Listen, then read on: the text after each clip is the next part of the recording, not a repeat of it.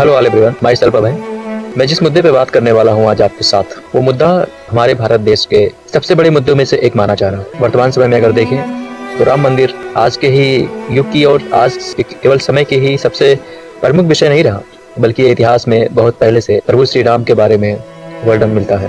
और इन्हीं सब चीज़ों को अगर ध्यान में रखा जाए तो आपको एक बात ध्यान में रखनी चाहिए कि प्रभु श्री राम के अयोध्या में जो चोरी का मुद्दा पूरे देश भर में उठा, वहाँ के लोगों ने ही वहाँ के मंदिर में चोरी कर ली। इन चोरी के पीछे सबसे बड़ा कारण जानते हैं क्या है? वहाँ पे जो लोग रह रहे हैं ना, उनके बीच में प्रभु श्री राम के लिए आदर्श नहीं रहा, बिल्कुल भी नहीं, सम्मान नहीं है उनकी तरफ। क्योंकि जब आप किसी किताब के पुस्तकालय में रहते हैं तो लाइब्रेरियन हजारों किताबों के साथ अपने आप को दिन भर में देखता रहता है, लेकिन वो किसी किताब की इज्जत नहीं करता। इसलिए नहीं करता क्योंकि उसे पता है कि किताबें ने उसको कुछ नहीं दिया, तो उसे लगता है कि शायद वो किताबों के साथ जो बैठा हुआ है आज इतने सारे ज्ञान के सागर के साथ में, वही चीज हर किसी को मिल सकती है। शायद इसीलिए वो उन चीजों को, किताबों की कदर नहीं करता। कहते हैं ना कि जब किसी चीज को कोई चीज मुफ्त में मिल जाए तो लोग उसकी कदर करना भूल जाते हैं। शायद ये चीज उसके साथ भी हो गई है और शायद ये चीज प्रभु श्री राम के मंदिर में भी देखने को मिल रही है। तो मैं ये कहना चाहूंगा कि प्रभु श्री राम के मंदिर में चोरी करने का सबसे बड़ा कारण अगर देखा जाए तो वहाँ पे आस्था उन कर्मचारियों के बीच प्रभु श्री राम के प्रति न होना सबसे बड़ा मुद्दा है। और मैं आपको बताऊं कि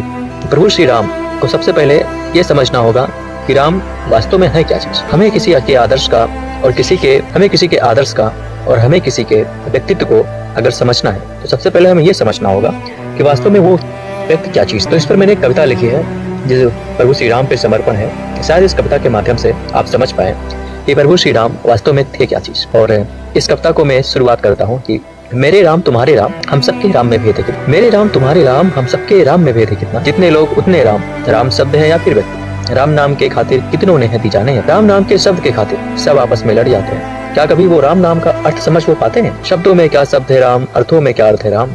क्या कभी हम राम नाम को समझ पाएंगे? अपने भीतर बैठे क्या कभी राम को हम जगह पाएंगे? भीतर बैठा है राम हमारे और बाहर तलाश जारी है।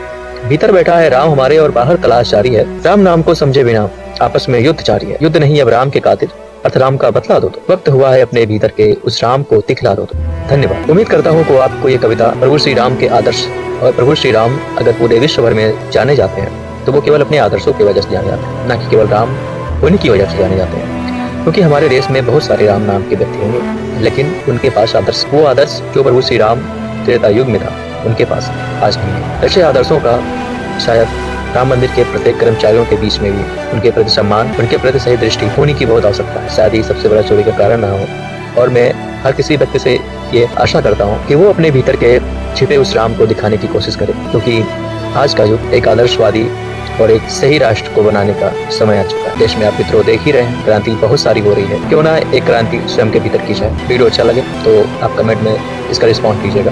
धन्यवाद।